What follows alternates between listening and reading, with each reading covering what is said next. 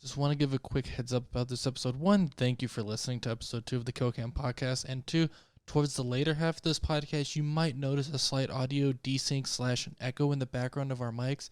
I do apologize for that. I tried to reduce the volume and levels of it to where it's barely legible, but I could only go so far. Once again, I apologize that it happens. It's very minimal. Some of you might not even notice, but I just wanted to bring it to your attention, and I'm looking in how to fix it and prevent it so it doesn't happen again. Thank you for listening to the KillCam Podcast, and we will see you next time. All right, well, welcome to the second episode of the KillCam Podcast. Your hosts, Kevin and Spencer. I'm Spencer. I'm Kevin. Good deal. We have we had our first episode, got some good feedback. We're going to try to employ some of the things that we can try to make this better. So keep the feedback coming. It helps us out. I think, we had a few topics we wanted to cover. We'll talk a little bit about the game awards for 2019. That's mainly what I wanted to talk about. I mean, I was like hounding their Twitter for the announcement to come out, so I'm very excited. Yeah, we'll talk about a little bit of how we see the future of gaming coming along in terms of streaming versus hard disks, and then by extension, the future of GameStop, some things like that. And not even necessarily to add on to the streaming versus hard disk, like I think Xbox One did it. I think even Xbox 360 did it, where it's like a disc or a disc trayless version. Yeah, so it's I think digital. I remember It's that. not necessarily streaming, but it's digital only. So, I mean, that could be a move too. I think that's probably what should happen. But the fact that we're already jumping into, we'll just talk about the streaming thing since we're already talking about that. Yeah, the Google Stadia fucking sucks. Like. I see you have thoughts on this. Well, so it's cool. Like, don't get me wrong. The thought process behind it was cool. They were pretty much just saying, hey, you can stream whatever game you want from wherever you want, and you have Google, and like Google's platform, like it's Google. They've got the money, they've got the server, they've got the horsepower to potentially do this. And then like it had a rocky launch. Like I know people were having hard times like reserving their. I think it was like you reserve like your tag for it, and then they send you out the console itself. People were having hard times reserving their specific like name or gamer tag they wanted. And then the other thing was, so I'm a huge opponent. I oppose streaming games essentially. I know PlayStation has PS Now is a streaming service, right? Because there's yeah. I'm not a huge fan of it because I don't like streaming because there's always going to be some form of latency. Mm-hmm. I agree. And like in some parts of the country, like globally, it's probably cool, but in America, I know internet data caps are very prevalent. I have an internet data cap. Yeah, me too. Yeah, and so it's like when you're streaming, it's like streaming movies and TV shows, that takes up a lot of data. Streaming a video game is so much more information. Like I forgot how, like streaming Google Stadia at 4K would like, you'd hit like a terabyte limit in like a day. It's like, Wow. that's, I didn't know that. I could be over exaggerating, but they were doing lists of like Google Stadia streaming versus like YouTube streaming at like 4K or streaming at 1080p, and there was a big significant jump. And then the other thing that Google was promoting was what they called it quote negative latency, where it was essentially, so there's lag like from when you press a button to do it. Google was saying like, well, we're gonna have it to where it predicts what you're gonna do, so you don't have that latency. I'm out. I remember seeing a video of some guy. He had a Google Stadia and he pressed the jump, like he held the controller up to the camera, pressed the jump button, then the character jumped. Like that, there was that big of a time difference. And he was like, so about this negative latency you guys were talking about, it was bad. It could get better. This is the first time that a streaming, I think the Ouya, what was that? You know that platform? It's spelled like Ouya that fucking flopped. I think it was like a streaming platform. Kind of. It sounds familiar, but I can't. So it's like, I think that was the start of it. I think Google's trying to revive it. And I mean, it's like I think the concept is good. Concept is great. And I think the concept is the future, but I don't think the hardware, I don't think, for lack of a better word, the software, I don't think the firmware, I don't think any of it is ready. Yeah, exactly. For that level of what they're trying to do. Because I know that they were talking about the future of like VR games. They're going to stream directly like into your wireless helmet, and it's like there's no way. Wait, what? Yeah, the future of like VR games, they're going to just stream it directly like into your helmet to where let's just use PSVR for example. So your PSVR is wireless. correct. And it's like, to me, technology, and I know there's a live, what is it, the Vive? The Vive is wireless. The Vive is wireless, but at some point they're still running like that game directly off of a PC. They're talking about streaming it to you. Oh, so it's like you could have like a shit grade PC, Yeah, but you're streaming. Yes, exactly. Ooh. And it's like, again, the idea is correct, and the idea is where we need to go, but we're not there yet. And so, like, I'm out on that. Give me. I don't care. Everyone complains about the big ass wires on the PSVR. I don't give a shit. You just put it behind you, and you tuck it in your belt a little bit, and you don't even know it's there. Yeah, and I mean the wires. Like, how long are the wires? Like 20 fucking feet. You have like, plenty of space. If people complain about the wires, it's because they have terrible cable management. Yeah, I mean I have terrible cable management. Yeah, I mean, I'm looking at his PSVR right now on the floor, all wrapped up in the corner. Good one. And even like my computer's underneath my desk. It's 8 feet of just cables everywhere. But the PSVR, it's like you said, you put it on, run the cable like. Put it over your shoulder. Yeah. You tuck a little bit of the wire into your waistband so it has some slack so it doesn't pull on the wire on your head, and you're good. Yeah, that's it. And then you put a headset. What I would do is I would put this headset, because you could plug a headset into it, and I would just put the headset cable like down the back of my shirt. That's it. Yep. Yeah, sure, there's like 3 fucking wires running across my room, but I didn't know. I never once tripped on the wire, pulled it. Nope. And like the other thing too is like even with PSVR, like there's a very minimal amount of latency, like just a tiny little bit. Yeah. So it's like if it's streaming, like look at the Google Stadia, that's just a console. It has pretty big latency. Like imagine a VR latency. Yeah, and it's just, again, the concept sounds like it's there, but we're not ready for it. I could just imagine like you're playing Resident Evil 7 VR and like you go to like shoot the person, but like they're already up on you and just kill you before your guy's just like. That would be terrifying, man. You're trying to run, Such but a it's good game, lagging though. so bad that, and they're just up on your dick already. Such a good game. I'm so ready for Alien Isolation VR That would be terrifying. or Dead Space VR. That would be fun. That'd be so great. That would be fun. Imagine the Dead Space 3 co-op VR, how like 2 characters are like hallucinating different things. Holy shit. I hated those parts. I love those parts. I hated those parts. Why? That was kind of a cool feature. It was cool. You had 2 different stories, kind of. Like different little pieces that you could check in on. All right. So anyway, kind of going off the rambling thing. So it's like Google Stadia and like other streaming.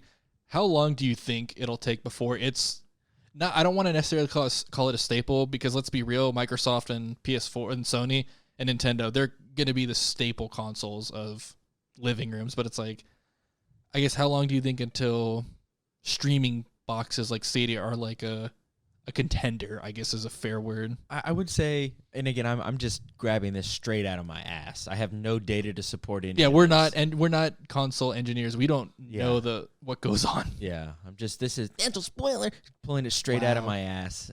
I would guess sometime mid to late life of the next generation of consoles. That long? Yeah, I really do. Dang. I think it's going to take a while. Damn.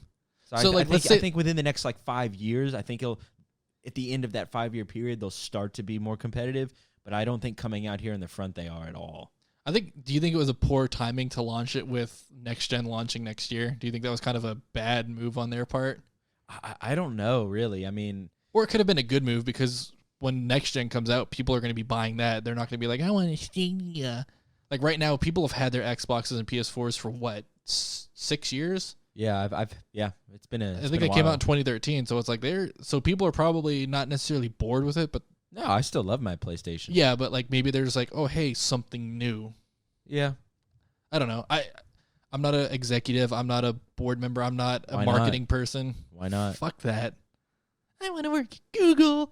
No, I'm good. You want to work at Google? Maybe one day, but not right now. I'm good. Yeah, I don't think it'll take necessarily 5 years. I say probably. Like, all right, this is a documented shot bet. Oh, good. Documented shot bet. Oh, he's backing off now, huh? Okay, we'll do a documented shot bet, and the loser has to take the difference of years and amount of shots. That's only going to be like 2 or 3. On top of the other shots we'll take. Okay, well then what's your bet? Well, I'll just fucking hit you in the face, or we can just hit each other if we lose. That's true. Punches to the face. I'd say, so it's like end of 2019 now. I'd say probably mid 2022, late 2022, I think is when it'll start. Think about 3 years. I say about 3 years before. Okay, I think about 5. So I don't think it, like, yeah. I still don't think it'll ever be perfect. I don't think we'll ever, until the entire country is fiber quality internet shit, I don't think we'll ever have it perfect. And I don't see that happening for... No, that's going to take 10 years. We'll be lucky to be alive if we see... I want fiber, and it's like, there's no fiber in my area. Get fucked. Yeah, it's going to take a long time. But, yeah, we'll see. So, 3.5-ish years to 5 years. 5+. Oh, shit. Okay. I guess that's fair enough, doing like a Price is Right kind of thing. It's like anything higher, you automatically win. I know we'll just kind of touch on this and move on because they didn't really reach out to us, but a couple of games came out this week. The week of, what is it today, the 19th, 21st? Yeah. Holy shit, what day is it? Saturday. It is the 23rd. The 23rd, yeah. So, I mean, I wasn't looking forward to really any of these games that came out, but of course there's some big names on there that people recognize. Civ 6 came out, this Sniper Ghost Warrior. I've been seeing those games ever since the first one came out, and I thought it was just going to be some one-hit flop. I thought it was like those cheesy, dumbass military, but they must be this good. is like the third or fourth iteration. They must be good. Yeah, I'm debating trying it just because at this point it can't be that bad. And then Civ 6, I never played much Civ, but try it out. Yeah, and then the other game that came out this week that was pretty highly anticipated was Shenmue 3. I never played the Shenmue series, but I know they were like a cult classic back in the day. And then, if I remember correctly, Shenmue 3 was 100% crowdfunded. Like, they came out and they were like, hey, we want to make this, but we need your help. And the community fucking just busted money out all over that series. And then I heard it kind of launched buggy. Like, there were some dialogue features where it was kind of bad, but then people were kind of running with it and be like, Shenmue's where it's always been. So yeah, it's just kind of one of those lower budget games that has its fair share of flaws. Mm-hmm. Not harping on it. Every game has its fair share of flaws. There's no such thing as a perfect game anymore. Now, another one that came out this week is Prison Architect. I've always seen that game on Steam. Oh, yeah. I've always been curious about it. So maybe that's one of those games that maybe when it goes on sale or one of the older ones during the winter Steam sale, I might pick it up. If it's I wonder if it's multiplayer. Like if we could I don't know, but I've always seen Prison Architect in it. Yeah, it's been around for a while and it's pretty highly rated. Like I think the reviews for it are like overwhelmingly positive. Yeah, people like it. But yeah, well maybe if it goes on sale, if you get it, because you'll probably get it before I do, let me know. Oh, and there's another game that came out. Oh my god, I want to say it's called Lost Ember. I think it's everything. I think it's PC, PSVR, or not PSVR, PC, PS4, Xbox, and it's like one of those more artsy games. I'm looking it up. Yeah, it's called Lost Ember. It's just one of those more artsy games. It looks very similar. I don't know if it's necessarily the same company or same people, but if you ever played like Journey or Flower or Abzu, it looks extremely similar to those. And those games were amazing. I mean that's really it in terms of game release. I mean, we had our big game releases earlier this month, so I mean, it's kind of slow up until like next fucking year because we got Doom, Cyberpunk. Yeah, I think most of the holiday releases are already out. Yeah, so. And Doom and Cyberpunk are the only two games I give a shit about for a while, and Halo. Halo Reach PC. I'm excited for that. So that makes me think of something. As somebody who I grew up with Halo on the original Xbox. Halo 1, 2, and 3 to me are excellent. 4 was still very good. But then I felt like 5, like I even replayed it and like you're losing me. You know what I mean? Like you're losing me. Yeah. I'm not following it very well. I feel like it's just getting way out there. And so what I was thinking about was, is this the decline of Halo? And if so, what would Microsoft put in its place as its flagship? Because it sounds like Gears 5. Brute Force. I wish. Brute Force was so good. But like it seems like Gears 5 did okay, but people aren't very happy with it overall. They're happy with the gameplay. They're not happy with the microtransactions. Yeah. That game they pulled a Call of Duty on the microtransactions on that game. It's kind of bad. But so if you were Microsoft, what would you put as your flagship title if Halo starts to fall out of words popularity or fall out of fashion? I mean, it's not. This is such a niche game, but it's also a popular game for Xbox. But if Gears and Halo aren't really doing it, the next biggest game I can think of for Xbox has to be the Forza series. The Forza series has But that's what I'm saying. It's such a niche game. It's a racing game. Yeah, that's why I'm like, because that's one of the things that. But like the Forza Motorsports, because those are like the simulation, like realistic ones. And then there's the Horizons, which are a little bit more arcadey. They do great. Every single one that comes out does amazing. Gran Turismo. I honestly think Gran Turismo is better than Dude, Forza. it's so good in VR. The fact that people who play Gran Turismo go on to be actual race car drivers should tell you that game is perfected to a T. And that probably tells you why I'm so bad at it, because I'm like, Need for Speed, let's do this. And then I get wrecked. I love Need for Speed. Yeah, I mean, I got Forza Horizon, whatever the newest one, Forza Horizon 4, 3, whatever the newest one was. And like, I knew it was arcadey, so I was expecting, Forza Horizon, but Need for Speed. Dude, I was hitting fucking walls, like losing control, and I was like, what the fuck? And all my friends were like, this is arcadey compared to actual Forza. I'm like, this fucking sucks then. Because I have to like slow down to like 50 miles per hour to take like a 45-degree turn, and I'm like, And then I could get on Need for Speed and hit a fucking 20-degree like hairpin turn at 200 miles per hour. With the cops chasing you. Yeah, with the cops chasing you, and then like nitrous the fuck out of it. So I was like, that's what I want. Oh man, you drive fast, man. Yeah, good one. Oh man, yeah, the fucking shitty dialogue. Whoa, watch out. God, it's so bad. Yeah, so not too many big releases this week. Yeah, Forza I'd say would take over. But okay, so I'm gonna go back to this Halo point because That's true. Yeah. Give me your thoughts. I'm a Halo fanboy to the day I die. I'll shit on Halo 5 forever, though. I'm pretty sure any Halo fan will. But I'm thinking that we don't have to worry about that because with Halo, the Master Chief Collection, so that's Halo 1 through 4 and Reach and ODST, all coming to PC. I think that's going to be a good, I guess like you can call it revival or like a longevity. Like it's going to keep people interested until Infinite comes out. And Infinite is launching with the release of the new Xbox and on PC. And based off the trailers and what they've been saying, it looks like they're going back to like what Halo 1, 2, and 3 were, not what 4 and 5 were. Like the art design is back to the classic stuff. They're going back to like an actual Halo. It looks like they listened to the feedback, if you want to call it feedback. It was more like outcry from Halo 5. And they're just being like, okay, the community fucking hated this. Let's go back to what the community liked. But what I'm worried about is how are you going to tie the story into that? Because Halo 5 story... You're losing me, yeah. Fucking sucked. But it's like, how can you tie such a bad story, the middle of a trilogy? Like, how can you bring back what should be the best story? The second one should always be the best because that's like the big climax of everything. How are you going to bring it up from the lowest low to good again? I'm so worried about that. There's a lot of people that get paid a lot of money to figure that out, so I hope they're on it. Yeah, they better be making that fucking money, boy. or else they're not getting paid enough, and they're just like, fuck it, here's Halo 5. God.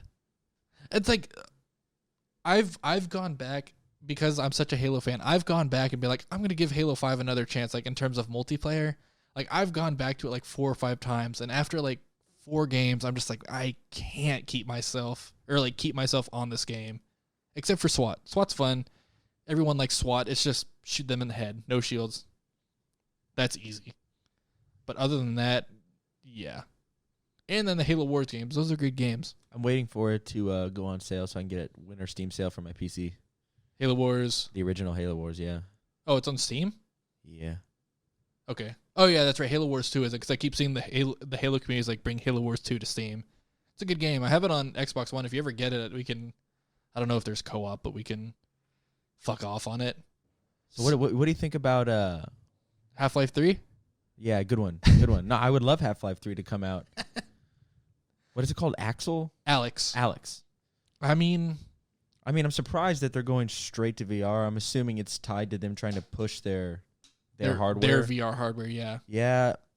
Speaking of which, since you're a VR person, you might know. Do you know how much it costs? No, I don't know off the top of my head. I'm concerned at how many different offerings of VR that there really are. Yeah, because there's Oculus, Vive, PSVR, and then now Steam VR. And it's not good for the community to have these, big name titles like Halo, not Halo, Half-Life, confined to one headset. That's not good for VR. Especially, too, considering VR is expensive. And actually, I'm assuming it's only locked to their headset. I don't know. I don't know. I would just assume. I just watched the gameplay trailer, and I was like, cool. But, look at consoles. You can get a PS4 and, like, an Xbox on sale for, like, 200 tops. Like, the base model of, like, a Vive is, like, 600. Yep, which is why the PSVR is so sexy for people trying to get into VR. Speaking of PSVR, there are some, I forgot where it was, but there's a Black Friday sale for the PSVR where it's $200, so that's like $100 off, because is it normally like $300? Is it a bundle? Yes. Oh, then that's a deal. Yeah, so I mean, if anyone... And the next PlayStation will support the PSVR. So I mean, if you're looking for a super affordable, super fun system, $200 for a PSVR, you will not be disappointed. You will not regret it. It's gonna blow your mind. Anybody, I showed them the PSVR the first time. They're like, "Oh, this isn't gonna be that good." I mean, no, we're not ready for VR. And then you throw them in Skyrim, and then their jaw drops. I mean, I went to Spencer's house and played a little bit of VR, and I think about a week later, I texted, I was like, "Dude, I got a PSVR." Like, it was. Yeah, the technology is much further than you would think it is. And for like first iteration of home VR. It's so well optimized, and it looks good as fuck. If you ever get a PSVR, kind of rambling a little bit here, so this is way off topic since we're talking about PSVR. If anyone gets it for the holiday season, which you totally should if you have a PS4, and it supports PS4 and PS4 Pro, like you can use it on either, what would say, like, if you had to give 3 PSVR games? The first one, I would say it has to be Blood and Truth. Okay. Blood and Truth is a fantastic game. I'm sure it'll come up when we talk about Game of the Year stuff. I would say a lot of people probably don't want to hear this, but I would say Skyrim. I knew you were going to say it. Just because it's an open world, do whatever the hell you want in VR. It is cool. I mean, like, I remember when I came out of, like, the dungeon, like, whenever you're getting destroyed and you're in the world. You're in the world. You're looking around and you're like, I'm in the middle of a forest. You can look around and with the weapons and whatnot, yeah, the weapons are so cool. It's not just like you press square to block. Two-handed. You have to block. You hold up your fucking PSVR controller like it's a shield. And the one I remember you sold me on it, archery. Archery feels so good. So if like your left hand is you hold it up to hold the bow, and you use your right hand to like swing it over, pull the bow back, and then you pull like the trigger to let it go. Mm-hmm. It feels really smooth. It's so, and it was accurate. It's really accurate. It took me a couple tries to hit the arrow, but once I kind of got my thing synced up, it was fucking awesome. And then I think for that last option, it would have to be between Resident Evil 7, just because it's so amazing. It's so terrifying. That's such a good way to turn people off of PSVR. Or get them into it because they recognize the experience. Jesus. Or Beat Saber. Okay. Can't go wrong with Beat Saber. Especially if it's like a more family environment, then definitely anybody, any age can play Beat Saber and they'll love it. I've seen adults love it. I've seen kids love it. I mean, my PSVR... Nobody dislikes Beat Saber. If I were to give my PSVR knowledge is extremely limited compared to Spencer's, but I would say Skyrim, Farpoint. Oh, see, I forgot Farpoint. Farpoint's got to be on there for single-player campaign. Even multiplayer, even like co-op campaign or like PvP. I mean, the PvP kind of sucked. PvP sucked, but the co-op, Kevin and I did the co-op together. Yeah, and it was just crazy to see in virtual reality the person you're playing with. And you can see kind of how they're moving. Yeah. It's like if the person starts dancing around, it's like, oh, way off topic. That's Kevin. Way off topic, but a really funny thing was we would play and Spencer would pull his headset higher up. So you like pull it off your head, right? Like you go. Well, no. So what I would do is, in the PSVR on your PS4 controller, there's I think it's the options button. And anytime you hold that options button in pretty much any game, it resets where the camera thinks your helmet is, and it recalibrates it. Yes, essentially. it adjusts your character's body to that, so everything's like in proportion. And so what I would do is I would sit down on the couch, hit the options button, and let it reset to thinking that I'm sitting.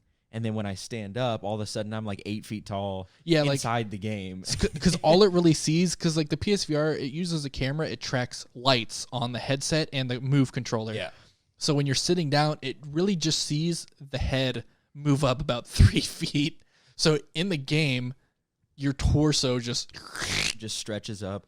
It's kind of a tactical advantage. I could see over rocks and stuff. But it looks so stupid. It looks so stupid, though.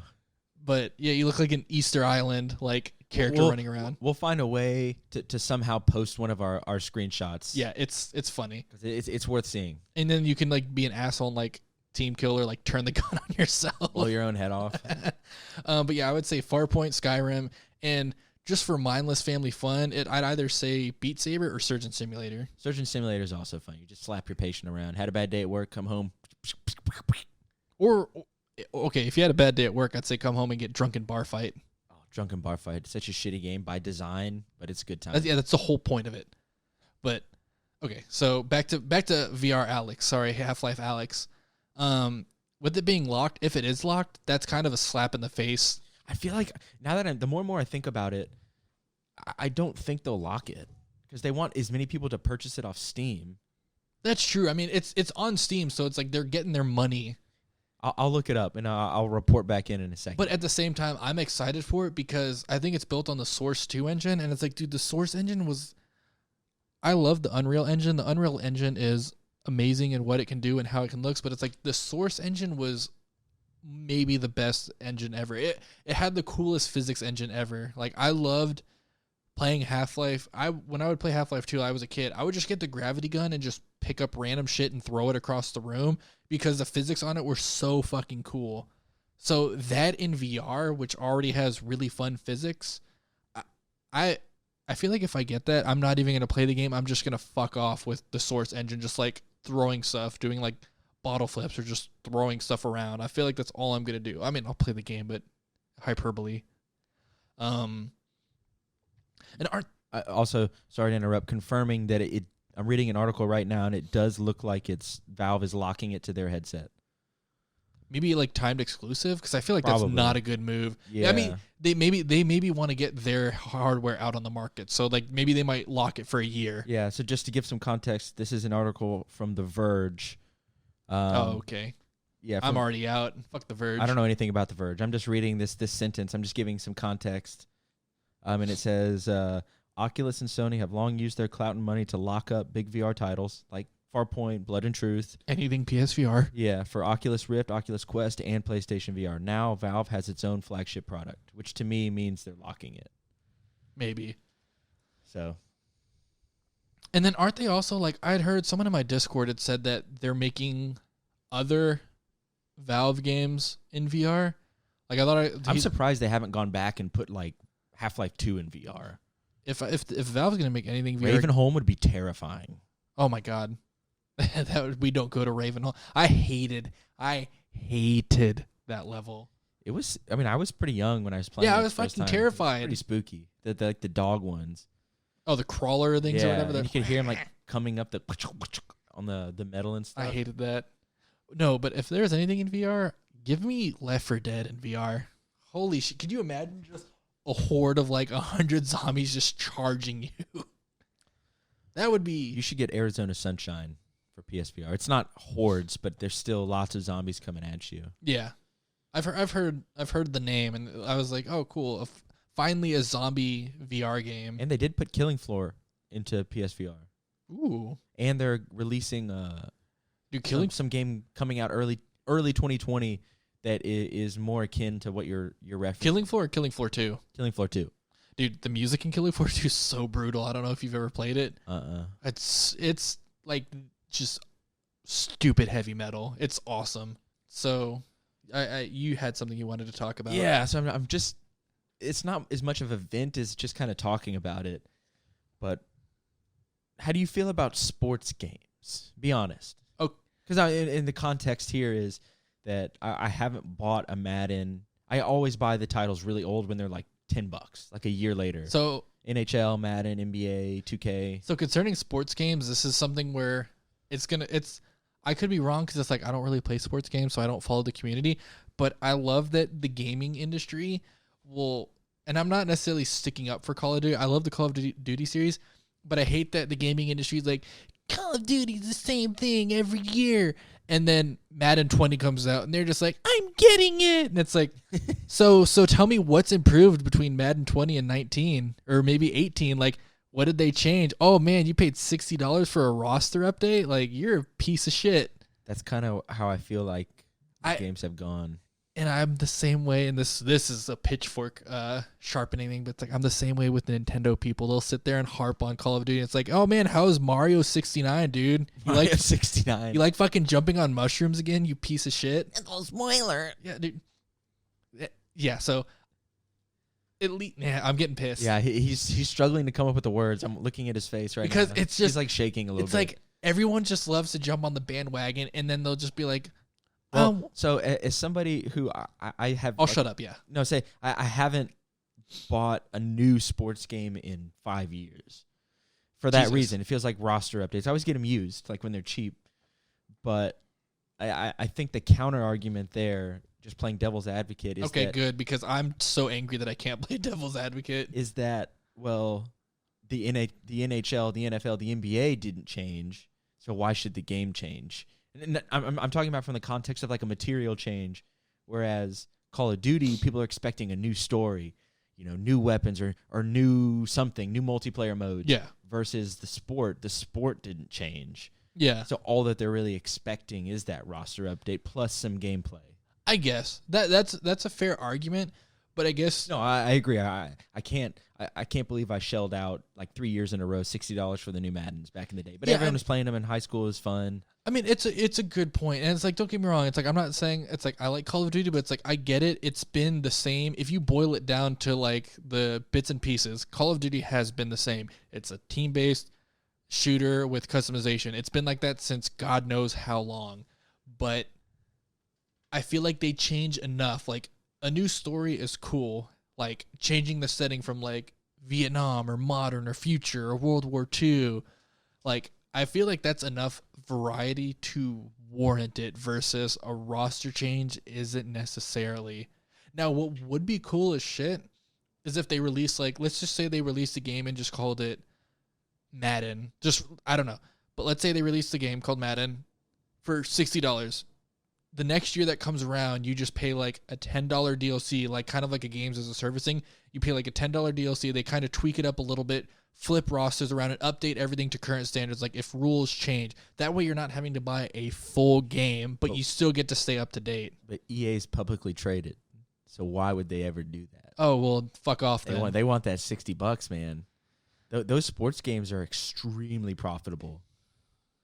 Well, I wonder because I feel like they've got to be so expensive to make too with all the licensing but that's probably the biggest cost because they have the engine that they just upgrade every year. Yeah, they just have to pay for like team licensing, branding licensing, like people. I think on sports radio here in Houston, they actually had an NFL player was one of the hosts. He was retired, and he said that every year he only got each player in the NFL. There's I don't know how many players there are. Probably I don't know. They each only got a check for $5,000 for their quote unquote likeness in the game. So that's really not much. Yeah, that's fucking I'm sure that in the NFL, I'm sure they probably don't have to pay that much because it's a mutually beneficial deal. Yeah, I mean, each party wins. Like, they're making money regardless. NFL makes money for licensing. EA makes money because they're selling a game to... No, never mind. I'm getting angry again. Got some feelings on this, bud. Okay, let's change the subject to something more positive. Okay, real quick, though, to go back on sports games. As much as I harp on sports games, one of the things that I've always loved about sports games is, like, commentators in sports games. I think that's, like, one of the... Boom, shakalaka. That's a classic, though. I think but it's, like, they're so well done because it sounds like you're listening to a sports game. It's, like, the dialogue differs so fucking much that I'm like, wow, it almost sounds... It's like they spent all their money on commentators. Because you don't hear like the same. It's not like Need for Speed where it's like, you're so fast. Whoa, watch out. Good drive. Like there's enough to where it's like, it sounds like a new fucking football game every time you play it. Or basketball. But yeah, just bring back, what was that game called? NBA Hang Time or NFL Blitz. Ooh. Classics, the 64 versions. I don't even like sports games, but I will play those two games. That's a good time, man. It's a good time. The fucking the trying to steal the ball on. It's so funny. Every year just hearing that all night. So yeah, you wanted to move to a more positive subject. Yeah, so I was gonna say, what's a game from the Xbox One, PS4 generation that you feel like kind of didn't get the acclaim it deserved, didn't get the sequel it needed. I wish I could just look at like my entire library. Like, I can pull up like my trophies on the games. Do you have one that you're thinking about? Because if you do, I will look up while you talk about it. I was gonna say for me, and I know there was some steam behind it when it came out, but I was expecting a second one, never came. Rise, Son of Rome. What a great fucking game! Like I'm very much into that era of history. I think it's fascinating, and I thought the gameplay was kind of stale. You know, it was, but I mean, I love that style of game. Like, it was a gorgeous game when it came out. That was the first game that I played. It looked great. Yeah, that was the first game I played that I was like, this is the next gen. Yeah. It was Rise, Son of Rome. It was beautiful. The history was fun. I loved it. I wish you could have been the barbarians and killed the Romans, though, because fuck Romans. Bunch of fucking dudes going into Gaul, invading, and then getting, like, wondering why Gaul is going to band together and fight back. Oh, these savages. Well, you're invading their fucking home. All right, I'm out. All right, I'm done. No, I mean, Rise, Son of Rome, I feel like was such a underrated, under the radar kind of game, and it was so much fun. I understand like the executions after a while where it's just like we can execute them, like it still felt badass every time, like the swords in the throats and stuff. And like if you got them like by environmental stuff, it opened. Dude, there were I need to play tonight. That game defined like just brutal. I loved it. Like the arena just, it's literally that you're just in a coliseum. Holy shit. That was hours of fun. Yeah, I'm so down to play it tonight. It was so good. I'm looking through my games. So there's one I have an idea. Let me see what I've played on. There's really nothing I've played on PS4. So I have 2 games. Scalebound. Oh, okay. I wanted that game so fucking bad. So there's 2 games. They didn't necessarily fall under the radar, but I feel like I've asked a lot of people if they've played them, and they're like, no. But yeah, if I had to pick 2 games, either Nier Automata, which was an amazing game, or, and I've even asked you to get this game countless times, Dying Light.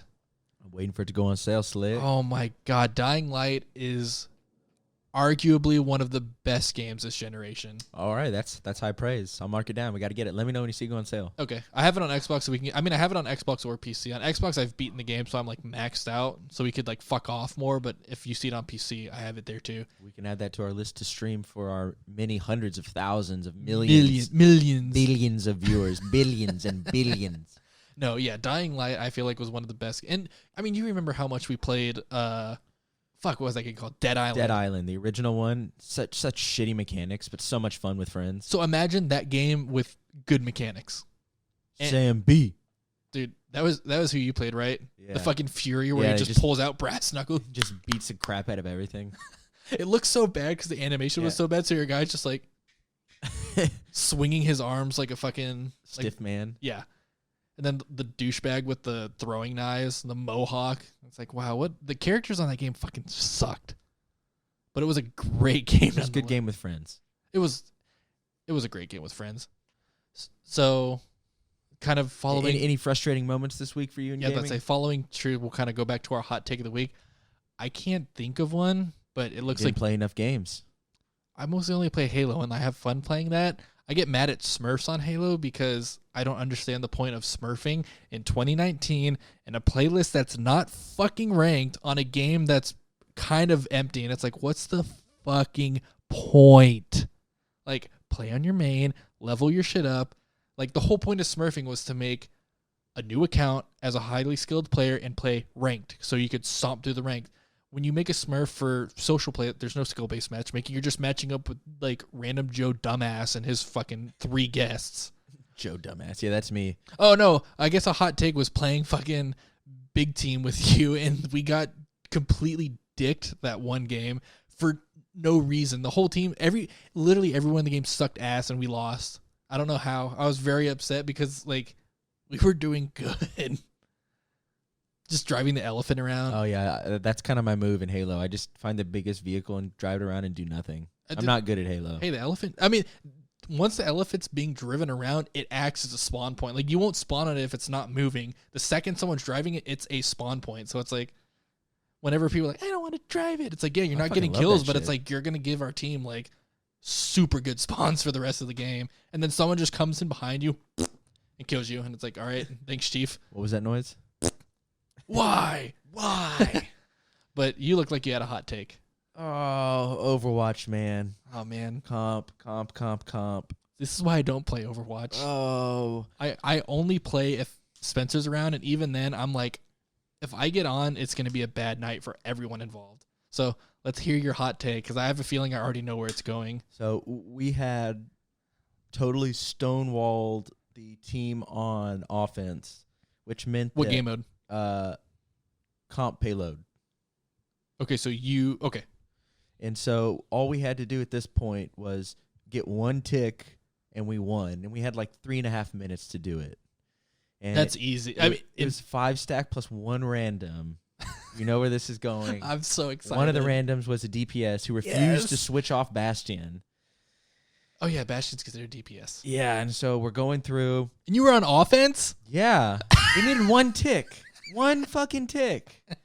And so I even was like, we're going to go one direction on the map. And he was like, yeah, we're going to go that way. I got your back, bro. And then he goes the other way by himself as Bastion, fronting the entire team, gets decimated constantly. And then we fucking get a draw on the easiest situation to fucking win. How did we get a draw? I'm getting fucking pissed. What map? I need to hear what map. Hollywood. You know, you come under the bridge. Wow, you couldn't even capture that point. Wow. And then he was bitching at us. We're not sticking together. Yeah, you fucking said you'd stick with us, and then you went the other fucking way, man. What are you doing? You're not sticking together, dude. You just stick together, bro. I have gold. Gold. We didn't have gold. You didn't have fucking shit. I'm getting pissed. Oh, God. I feel like we could make a podcast just dedicated to bad instances on Overwatch. I'm just imagining, like, once you said he was Bastion on... He refused to change. Oh, that's... Like, Bastion on offense? Ugh. On that map... Like, I can understand Bastion on offense on some maps. Where you could ride the payload. Yeah, but capture the fucking payload first, and then just... What is that meta called where you, like, drop the shields and Bastion's on it? Like, what's it called? Like Turtle? Yeah. Or bunker. It's such an effective strategy, especially if you have like Orisa and Orion. You've got 2 big ass shields, and you've got a bullet dumping robot just launching shit out behind it. So it's like, play fucking Reaper or play a good DPS like a flanker, capture the point, and then switch to your dumbass Bastion. And actually, there's what rank was he? Gold. We're all gold. Okay. I lost my platinum in tanks, by the way. Was it because of that game? No. Okay. No, it wasn't because of that specific I could just see you being like, what the fuck? No. So I know we had talked about in the past, you are a board games player. Big board game player as well. We kind of neglected that on the first episode entirely. We did. I totally forgot about mentioning big board game guy. So, what are some... I mean, I don't know. I don't necessarily know how the release of board games go. I don't know if it's like as big as video game releases. No, but it's like, have there been any? It's not as big, but there is still hype, especially if it's some of the bigger names. If they put out like a big game or like they have something big coming out, people, like a brand. Yeah, like, people take note, or certain makers. So has anything big come out recently, or is there any, like? I guess I haven't gotten anything new in a while. Me and the group I play with. Other than Secret Hitler, what have you all been playing? Great game though. I'm not shitting on it, but I just know that that's literally what you play every single time. So it's like, I gotta cut it out. It depends on the amount of people you have, because if you have more than 5 or 6, you get into mostly the math is there. That party game territory, which Secret Hitler comes into play.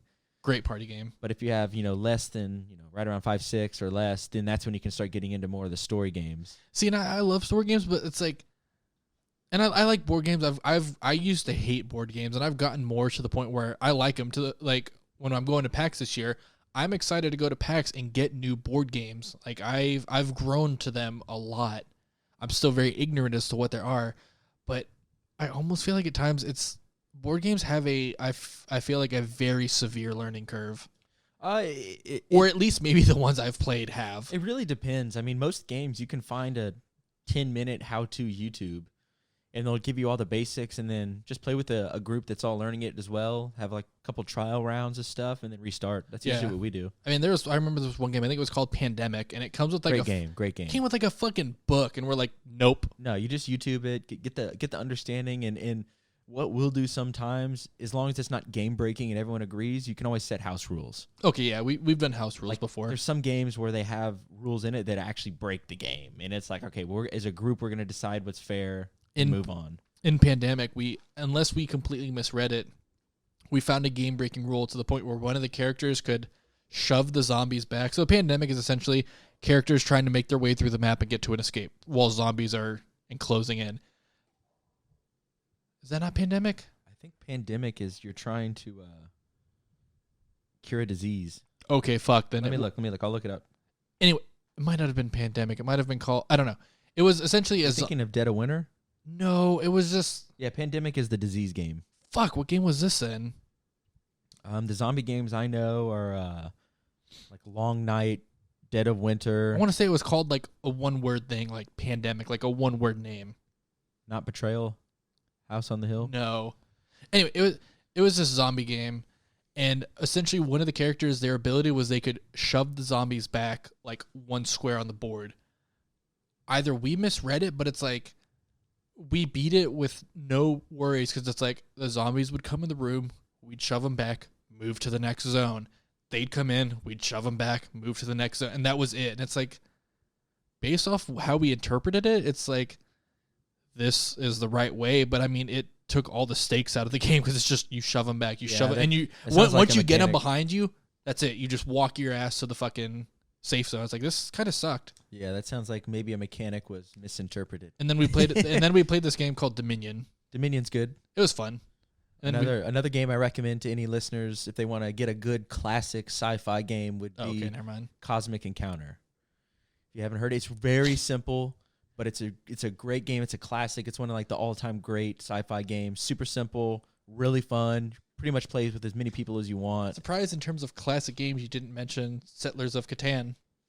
That's a classic. It's okay. I'm not a huge fan of Catan. Yeah, it's a very slow, methodical game. Yeah, I like a little more story, a little more environment, a little more background than Catan provides. That's why we got Dominion, because we played Catan, and then we're like, our friends brought over Dominion. We started playing that, and it's like you can kind of combine different abilities. Like, oh, this is a little bit more fun. We have it. We just have yet to play it.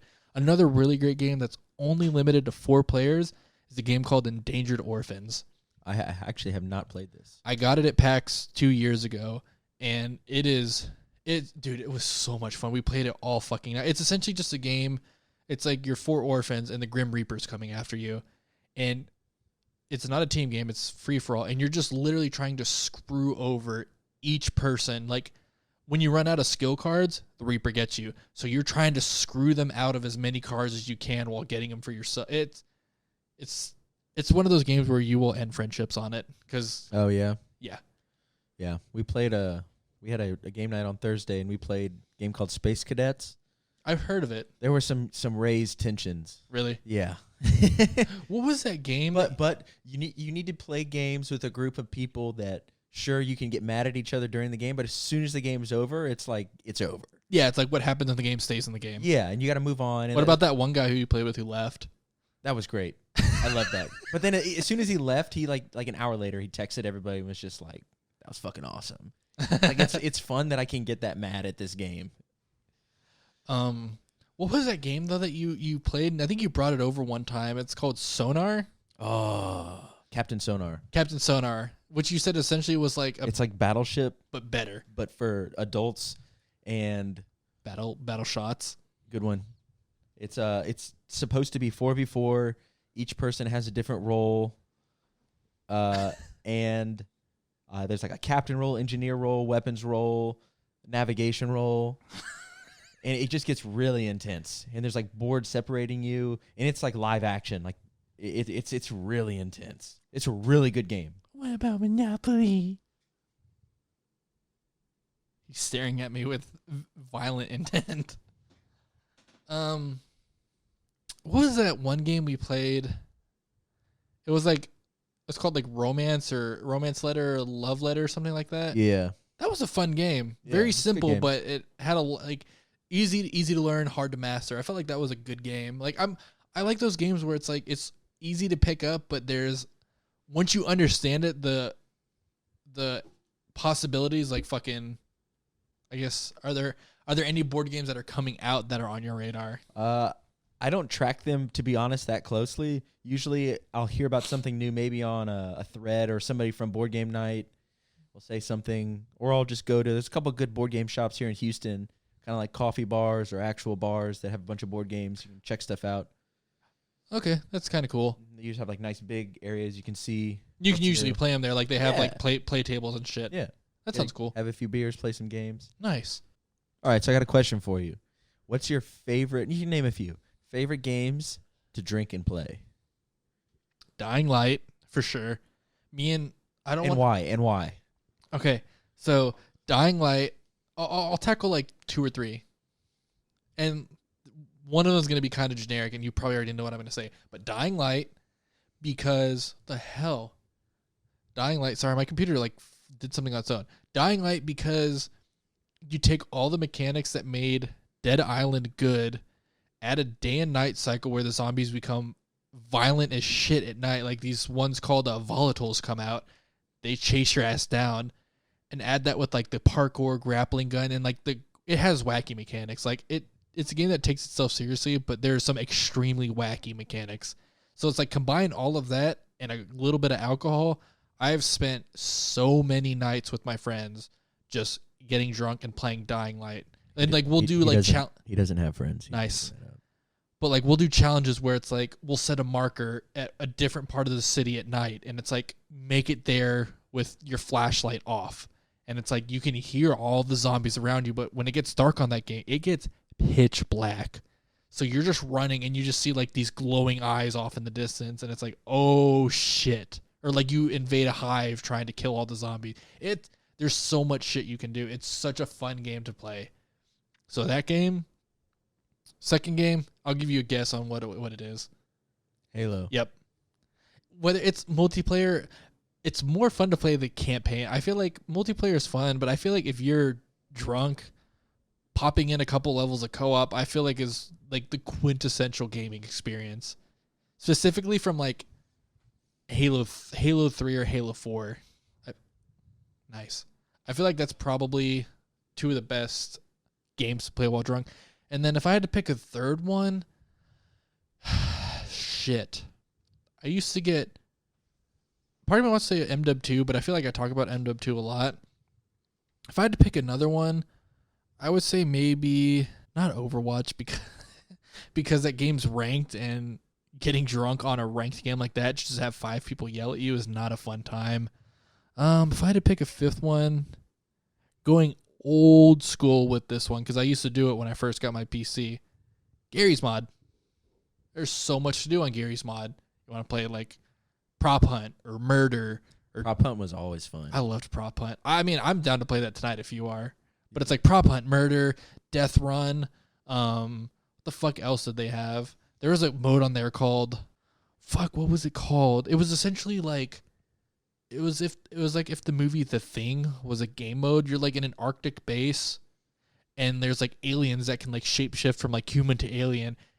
Oh my god, it was terrifying. But I'd say probably those are my top 3. So then, what are yours in terms of getting drunk and playing a game? Overwatch. I hate the fact. I had a feeling you were gonna say that. You have to remember though that the characters that I'm playing, they're not about. Generally, it's not about having the best Twitch mechanic. You know, Reinhardt, it's all about just, as long as I'm focused on what I'm doing, I don't need to be able to click heads. Yeah, see, I guess that's where it differs for me, because it's like I'll play like Soldier or like Pharah, and it's like Pharah, you don't necessarily have to be accurate. It helps a fuckload if you are, but it's like trying to be, like, keep a track on with like Soldier while you're drunk. No. Oh, I can't even do McCree sober, but it's like Soldier while I'm drunk. Oh my! I'm pretty sure that I've played with you while I was drunk, and I was like, I'm getting off. I can't play this.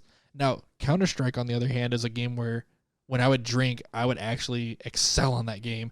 Don't know how. It's like the most precise shooter out there, but I think because I get very tense when I play that game, it's like I'm decent enough at the game, but I'm just too tense and hardwired that a couple shots calms me down to where I'm like, all right, I'm relaxed and I can play it. The fact that you said Overwatch, though, upsets me. What if you got drunk and played Overwatch as a healer? It works. I've done that as Zenyatta. I feel maybe it's just because I've never really done healing. I feel like healing is the hardest thing. I feel like healer is the hardest of the 3 classes. It depends on your team. Regardless of the team, I still feel like it's the hardest because you have to, when it's a DPS, you just have to worry about killing people. When it's a tank, you just kind of have to worry about holding the line. When it's healer, you have to worry about keeping 5 other people alive. And usually about 2 of those other people are off fucking off doing their own thing. So you're essentially playing babysitter in a video game. And I'm guilty. I'm a DPS. I'll run off on my own. But that's why I play soldier, because I can heal myself. If I'm Tracer and I die, I'm not like, where's my mercy? Where's my healer? I'm not looking for that. If I die and I'm off on my own, I'm like, I deserve this. But yeah, I guess I feel like if I got drunk and played Roadhog, I might have a good time. Yeah, he's also fun to play. He's fun in general. Come here, just remember when his hook was broken as fuck and it had a magnet on it? I like that. So other than Overwatch, like, because I kind of gave like 2 or 3 games. Like, what if you had to give 2 or 3 games? I feel like Halo would probably be one of yours too. It would have to be Halo campaign though for me. Okay, yeah. And then one more, World of Warships. I have done it drunk. Yes. I feel like that game. You get so focused that it's not as much of an issue. I've watched you play that game, and that game looks.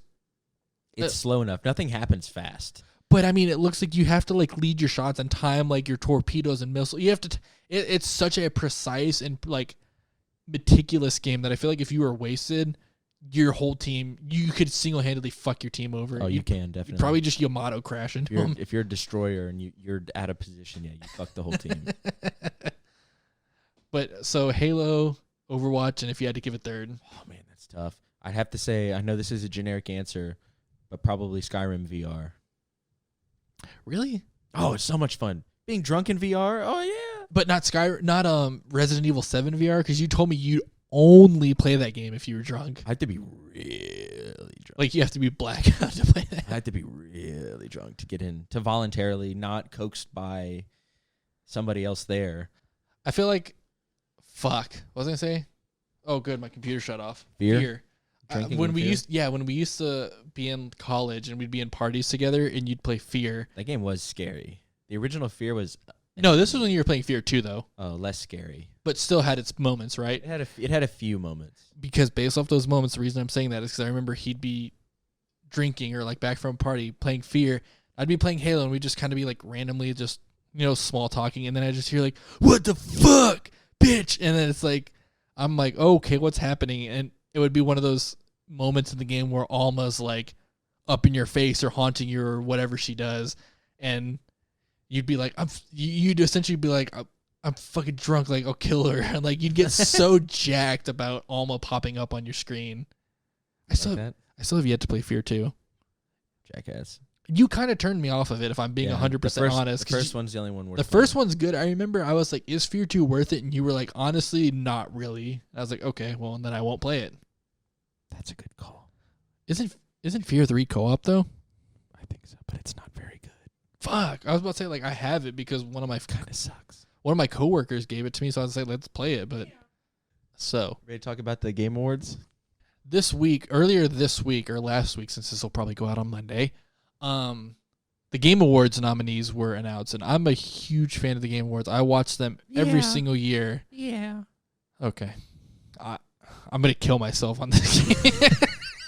No, but I watch the Game Awards every year, so we're not going to go over every single nominee because Christ alive, there are a lot. But we'll go over some of the main topics. I'll save the Game of the Year one for the last one because that's the big one. So this one, let's go over our personal opinions, and me and Spencer will tell off. We haven't played every single game that's nominated, so we're going off of the games that we have played versus what we've heard in the community, what we've read.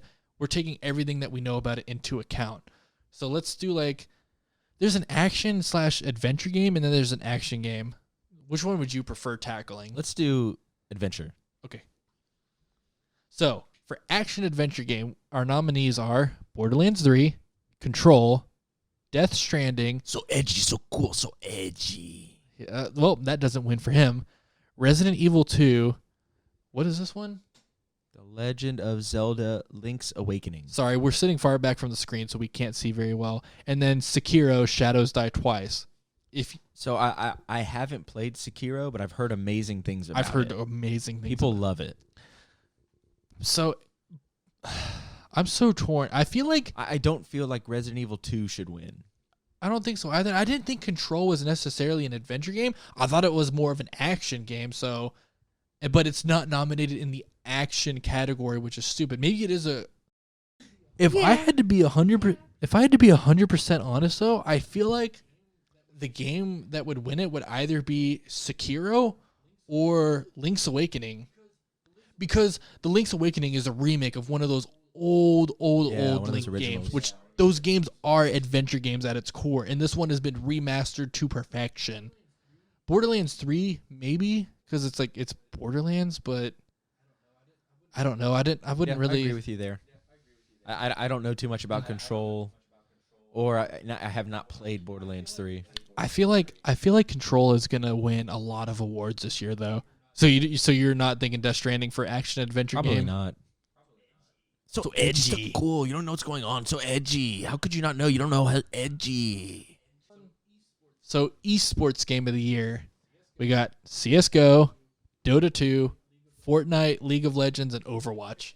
If you had to pick any of those, I feel like you're gonna say Overwatch because that's the only one you play on there. It's the one I have the most exposure to. League of Legends, I just hear so many negative things about the community. But hasn't the Overwatch League, hasn't Overwatch League's viewership, just fucking hit, sunk so low? That I don't know.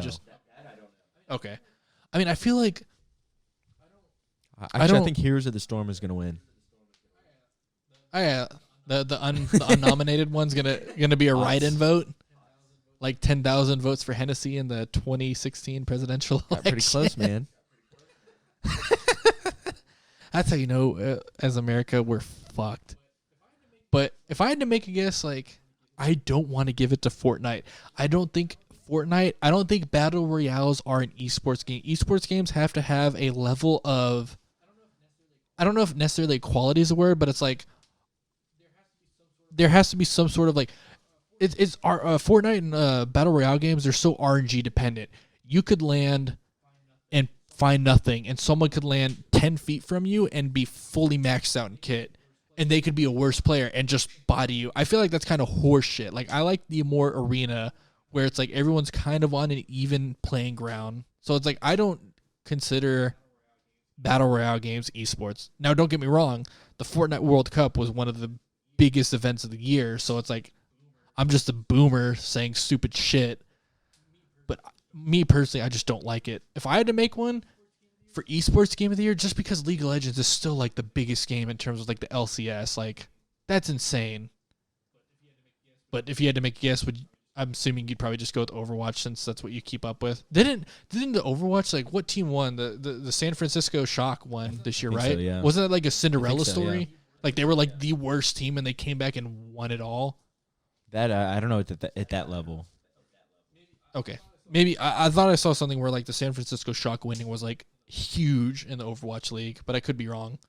So another one we'll look at is game direction, and the reason we're picking this one is because the description of it, we kind of have something that we wanted to talk about. So the description for it says, I'm going to scoot a little bit closer. I can read it. It says, awarded for outstanding creative vision and innovation in game direction and design. And one of the nominees that we kind of are confused on is Resident Evil 2.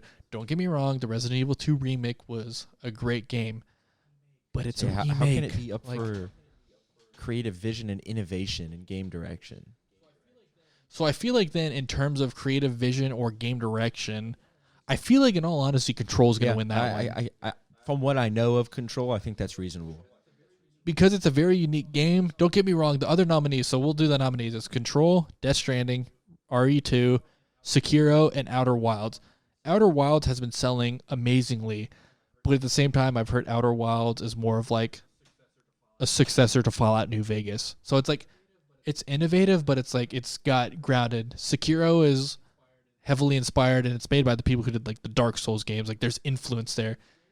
Death Stranding is kind of unique, but I feel I've seen articles on Control since it came out saying it's such a unique and well done game. So it's like I feel like it's gonna win it. I feel like it has to win it. And I also have yet to play Death Stranding, so I don't necessarily know. It's a polarizing game, so it's like I feel like that's what's gonna keep it from winning awards that it's nominated for. I agree with that. Yeah, so we'll also look at multiplayer game nominees. They are Apex Legends, Borderlands 3, Call of Duty, Modern Warfare, Tetris 99, interesting, and Tom Clancy: The Division 2. So I've actually heard Tetris 99 is like stupid Yeah, fun. I have heard that too. And then I thought The Division 2 did good, but it kind of fell off the radar. I remember seeing great reviews for it, and then really nothing. Like, it fell off. My knee-jerk reaction to these nominees is I don't see how anybody other than Call of Duty or Apex is going to win this. Yeah, I mean, Borderlands, it's a great multiplayer game, but it's Co-op more. It's is how I think of it. Exactly, yeah. Like, when I hear multiplayer. The description does say including co-op. I guess, but like when I hear the word multiplayer, my mind thinks to PvP, Agreed. not co-op. Yeah, like too. if someone's like, this game has good multiplayer, I'm like, oh, this game has good PvP, not I agree. co-op. I feel like it's either going to be Apex Legends or Modern Warfare. I'm not a big fan of BR games, so it's like my bias wants to say Modern Warfare, but Apex Legends I feel like is the best of the BR games out there in terms of its mechanics. Like, it's kind of got the hero system, so you've got like, you can do like cool comps, and then like no fall damage. Like, you can like fly across the map. It's a fun game. It's just not my cup of tea. But is it a bad game? Hell no. That game is insane. And then even the events they did, like the Halloween event, looked so much fucking fun. But I mean, I'm kind of going with you. Call of Duty's probably going to win it just because it's very Call polished. of Duty. All right, then we'll look at narrative too. So narrative. Ooh, Yeah, this one has so some the good nominees are A Plague's Tale, Innocence, Control again, Death Stranding again, Disco, is that Elysium? Elysium? Yeah, and then The Outer Worlds. So narrative. So this is pretty much all of these games I will at some point get and play because I love stories. And I've heard, and you already have Death Stranding, and I've heard Plague Tale Innocence was actually really good. But I feel like if it's going to be part of me wants to say Death Stranding shot itself in the foot with this one because it's Kojima and he's so obscure with his narratives that it's like he might not have done good. So like kind of going with like you, like Grant, like I said, we haven't played a lot of these games. We're kind of going with all the data we've heard and compiled from everywhere else. Going knee-jerk reaction, I'd have to probably say Outer Worlds. I agree with that. I've heard only good Outer things, Worlds yeah. or Control. Like, honestly, you could give me a coin and I'd flip, and it's gonna be one of those two. If it's Plague Tale Innocence, I'd be shocked but happy because I want that game. This is the only nominee I think it has. I want that game to win something because I know a lot of work went into it, and it was very unique. I mean, it's a fucking game about the Black Plague or whatever. Like, that's insane. So another one. This is gonna kind of be Spencer's cup of tea. So I mostly did this one because I want to hear his thoughts. Is VR AR game. So we've got Asgard's Wrath or Wraith? Wrath. Blood and Truth, Beat Saber, No Man's Sky, and Trover Saves the Universe. I'll kind of leave this one up to you. I'll give my thoughts on what I think it might be, but I'm ignorant. If you had to pick, which? I'm trying to eliminate some bias here. The problem with picking one of these is that they're all extremely different. They're all Exactly. very, very, very, very different in what kind of experience it's trying to deliver you. It's very hard to compare Blood and Truth with Beat Saber, for example. Because is Beat Saber more polished? Yeah, but also the task it's trying to accomplish is much simpler than Blood and Truth. Exactly. And No Man's Sky, that's tough because it is such an incredible feat what they've done with No Man's Sky, getting it into VR. Trover Saves the Universe, it's just a unique, fun story. No, I played some of it, but I have not gone through all of it yet. And then I have not played, disclaimer, I have not played Asgard's Wrath at all. So if I had to pick one of these, Is Asgard's Wrath PSVR? I don't know. I haven't seen it on the. I don't think it is because I haven't. I would Yeah. have. That's the kind of game that would have caught my eye. I don't think it is. I gotta go with Blood and Truth. I think Blood and Truth or No Man's Sky. Really? Yeah, I mean, if I had to eliminate one, I'd say Beat Saber because it's been out for a while. Blood and Truth was just such a fun, polished experience.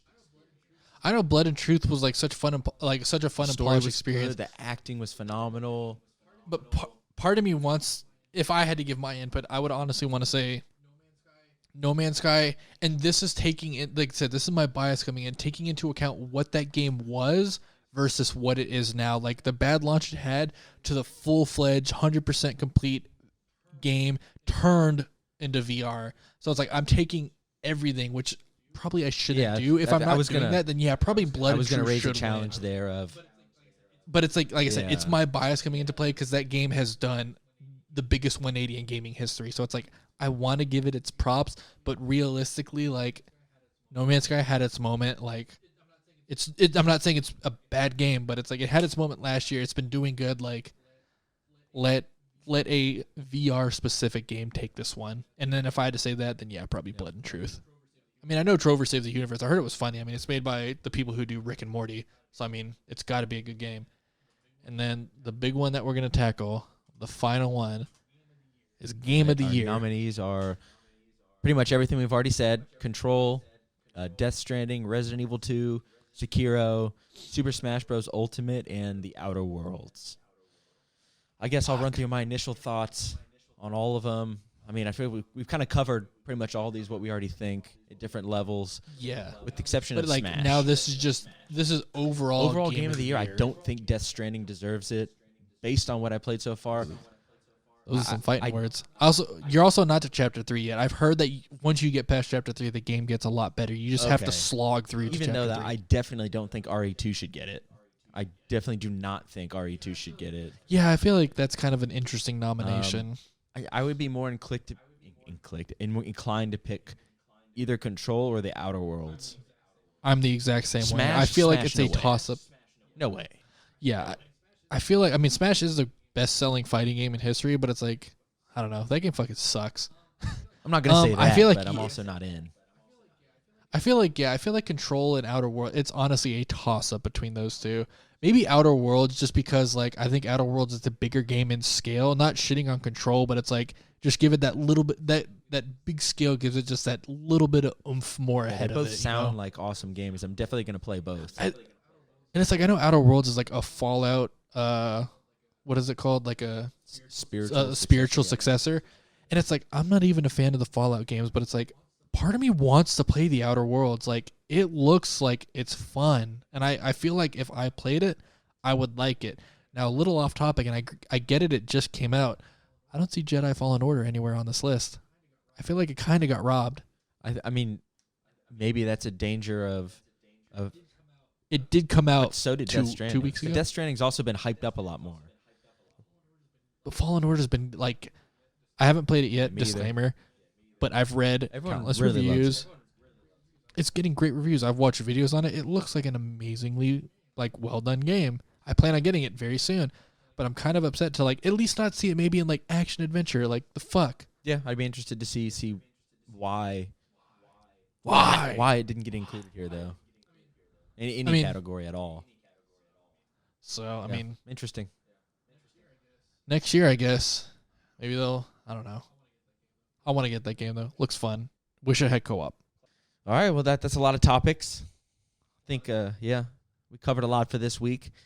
Trying to recap a little bit. I think we got game of the year awards, categories. We talked a little bit about discs versus streaming. Fuck streaming. He really hates Google Stadia. He really hates that. Got some other miscellaneous topics in there. Got some Half-Life in there. Got some board games in there. That was a good point. It was a good episode. I'd say so. And I know I said it earlier. I don't know if I said it earlier, if I cut it out, but I'm going to be upgrading my computer soon, which will give us room for potential gameplay videos. Like we could do podcast while gaming, or maybe do a segment in the podcast where we talk about something while playing a game, or just something to where there's a little bit more life. And that might have to be something for YouTube Extra or whatever, but it's in the works. I know it's a little bare bones right now, but dude, it's our second fucking episode. Cut us some slack. It will get better. Production quality is only going to go up. That's what he thinks. Production quality is going to go up, and we'll have more to talk about. It was, other than Game Awards, it's kind of a slow week. Like, nothing big came out. I can't wait for whenever we do a podcast where we talk about Halo on PC. So that comes out December 3rd. Any podcast after that, I feel like it's going to be a good. Are you going to get it? No. Okay, fuck off then. It'll just be me rambling for 30 minutes. I don't give a shit at that point. But I hope you enjoyed the second episode. And like I said, any way you can. I know there's no room for comments on Spotify or Apple, but reach out to us or do whatever you can, like to Podbean or email. Email is killcamcast@gmail.com. If you have any feedback whatsoever, please give it to us. Like, we want to make this podcast good for you to listen to. We can't do that unless you fucking tell us how to make it fucking better. It's really aggressive, sir. Yeah. But so do your due diligence and help us help you. He's fucking rambling. He's been rambling for like 3 minutes. You're going to cut all this shit out. I'm not cutting any of this. The ending is the best part because we just get pissed. And we're like, cut this out. It's like, fuck you. I'm not cutting shit out. He sounds really mad. This is the worst fucking ending.